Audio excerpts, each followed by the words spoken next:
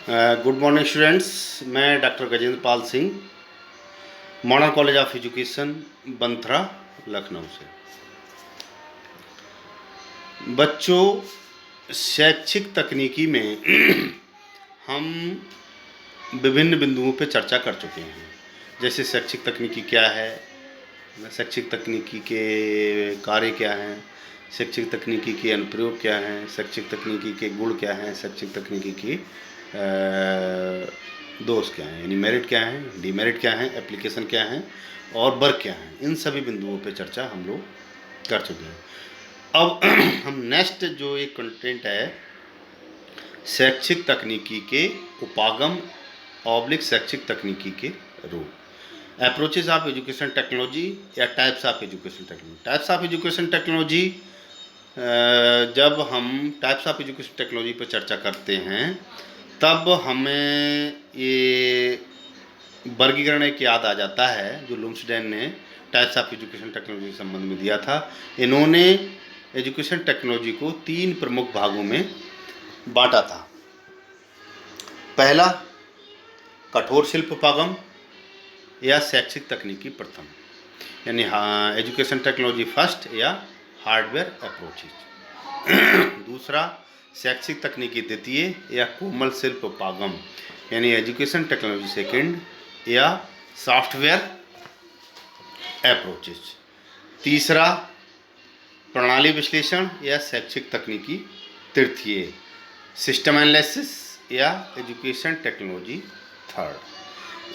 तो इन जो 3 भागों में शैक्षिक तकनीकी के रूपों को या उपागम को बांटा गया है, इन तीनों भागों को बड़ा डीपली आप लोगों को पढ़ना है कि क्या हार्डवेयर होता है, क्या सॉफ्टवेयर होता है, क्या सिस्टम अप्रोच होता है। तो जब हम चर्चा करते हैं कठोर शिल्प उपागम की या शैक्षिक तकनीकी प्रथम की, जिसे हार्डवेयर अप्रोचेज और एजुकेशन टेक्नोलॉजी फर्स्ट कहते हैं, इसमें प्रमुख रूप से भौतिक विज्ञान तथा इंजीनियरिंग के सिद्धांतों पर कार्य किया जाता है। भौतिक विज्ञान का मतलब है जैसे फिजिक्स में हम विभिन्न प्रयोग करते हैं, जैसे स्क्रू गेज का प्रयोग किया हमने, बर्नियर कैलिपर्स का प्रयोग किया, तो हार्डवेयर के रूप में यानी कि हमारे पास ये ऑपरेटर्स होना चाहिए, है ना।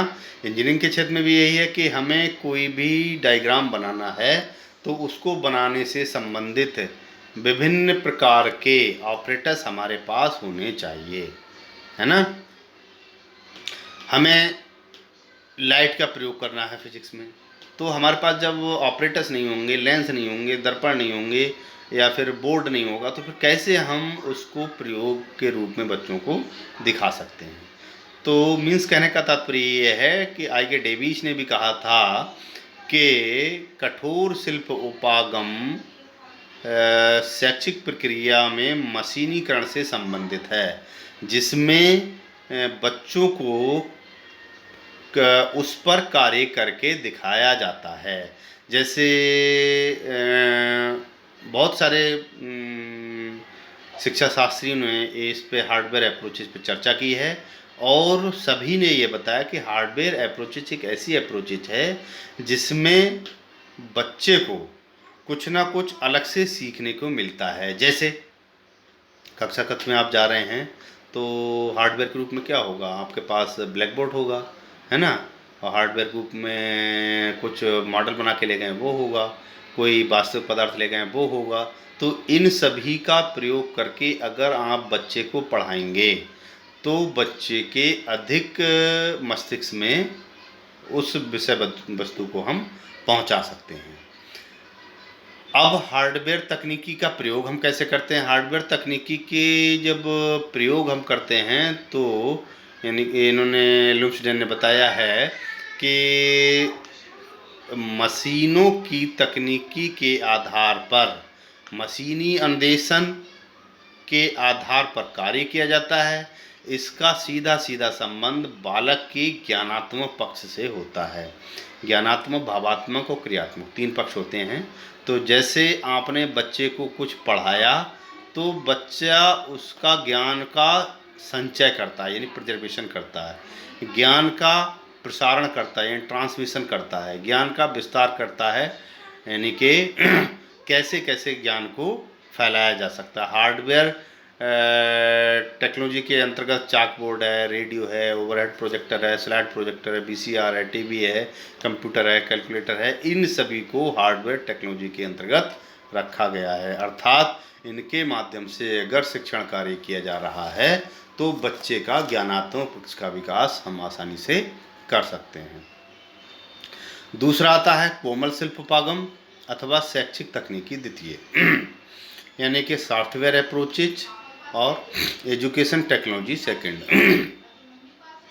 कोमल शिल्पोपागम शैक्षिक तकनीकी के क्षेत्र में मशीनों के प्रयोग न करके इसमें शिक्षण एवं अधिगम के मनोवैज्ञानिक सिद्धांतों का प्रयोग किया जाता है, जिससे छात्रों में अपेक्षित परिवर्तन लाया जा सके। जैसे कैसे हम इसका प्रयोग करते हैं कि बच्चों को कोई हमने जैसे कंप्यूटर पे प्रोग्राम बनाया है ना, प्रोग्राम बनाया किसी सॉफ्टवेयर पे बनाया, उसको हमने टाइप किया, टाइप करके बच्चों को दिखाया, ठीक है ना, तो बच्चे भी उस कार्य को करना सीख रहे हैं अथवा नहीं, और सीख रहे हैं तो किस प्रकार से उस टेक्नोलॉजी को यूज कर पा रहे हैं, अर्थात कोमल शिल्पोपागम को यानी कि सॉफ्टवेयर टेक्नोलॉजी को कैसे देख पा रहे हैं, कैसे उसका यूज कर पा रहे हैं। इसमें होता क्या है कि जब हम ब्लैक बोर्ड पे लिख रहे हैं, ब्लैक बोर्ड क्या है, हार्डवेयर है, ब्लैक बोर्ड पे काय से लिख रहे हैं, चाक से लिख रहे हैं, चाक क्या है, हार्डवेयर है, तो ब्लैक बोर्ड पे चाक से जो हमने लिखा हुआ तो जो लिखी हुई सामग्री है वह क्या है, सॉफ्टवेयर है। ऐसे ही कंप्यूटर क्या है, कंप्यूटर एक हार्डवेयर है, हार्डवेयर पर अगर हम कोई प्रोग्राम बना रहे हैं तो प्रोग्राम जो लिखा है उस पर हमने कोई डायग्राम बनाया है वह क्या है, वह सभी सॉफ्टवेयर है। तो हार्डवेयर और सॉफ्टवेयर में अंतर क्या होता है कि देखिए, ये देखिए, कठोर शिल्पोपागम चाक बोर्ड यानी श्यामपट्ट चाक से किया हुआ कार्य सॉफ्टवेयर है, ओवरहेड प्रोजेक्टर हार्डवेयर है, लेकिन ट्रांसपेरेंस पे जो वर्क किया जाता है वह सॉफ्टवेयर है, वीसीआर क्या है, हार्डवेयर है, वीडियो प्रोग्रामिंग क्या है, सॉफ्टवेयर है, कंप्यूटर क्या है, हार्डवेयर है, कंप्यूटर प्रोग्रामिंग क्या है, सॉफ्टवेयर है। तो सॉफ्टवेयर के माध्यम से बच्चे को केवल और केवल लिखित ज्ञान करा सकते हैं, है ना, इस प्रकार का सामान्य तरीके से हम बच्चे को पढ़ा सकते हैं सॉफ्टवेयर के माध्यम से। उसके बाद आ जाता है क्या, तीसरा जो आपका है शैक्षिक तकनीकी तृतीय यानी कि प्रणाली उपागम। प्रणाली उपागम का तात्पर्य होता है कि कोई सिस्टम, जिस सिस्टम के अंतर्गत हम कार्य कर रहे हैं वह सिस्टम प्रणाली उपागम के अंतर्गत आता है। मीन्स जैसे हमने कोई इनपुट डाला है ना, इनपुट हमने कोई दिया और इनपुट के बाद वहाँ प्रोसेसिंग हुआ, प्रोसेसिंग के बाद हमें आउटपुट मिल गया, तो वह सब क्या है, एक सिस्टम अप्रोचेज का पार्ट है, यानी प्रणाली उपागम का एक पार्ट है। तो मीन्स तीनों क्लियर हो गया कि हार्डवेयर क्या है, सॉफ्टवेयर क्या है और प्रणाली उपागम क्या है। तो इसमें देखिए सॉफ्टवेयर उपागम के कुछ प्रिंसिपल्स दिए हुए हैं आपके, उन प्रिंसिपल्स को हम आसानी से देख सकते हैं। जैसे कोमल शिल्पोपागम के, कठोर शिल्पोपागमों के कुछ प्रमुख सिद्धांत, चयन का सिद्धांत है यानी प्रिंसिपल्स ऑफ सिलेक्शन, उद्देश्य का सिद्धांत है प्रिंसिपल्स ऑफ ऑब्जेक्टिव कह दीजिए, बचत का सिद्धांत है प्रिंसिपल्स ऑफ इकोनॉमिक्स के, उपलब्धता का सिद्धांत है प्रिंसिपल्स ऑफ एबिलिटी का, असलता का सिद्धांत है प्रिंसिपल्स ऑफ सिंप्लीफिकेशन का, उद्दीपन का सिद्धांत है प्रिंसिपल्स ऑफ स्टिमुलेशन का है, स्व तैयारी का प्रिंसिपल्स ऑफ स्व तैयारी का सिद्धांत principles of self preparation. Means ये विभिन्न सिद्धांत हैं, इन सिद्धांतों को अगर आप ठीक से पढ़ेंगे तो आपको पता लगेगा कि आखिर किन किन के माध्यम से हम, किन किन उपागमों के माध्यम से हम इन सिद्धांतों को फॉलो कर सकते हैं।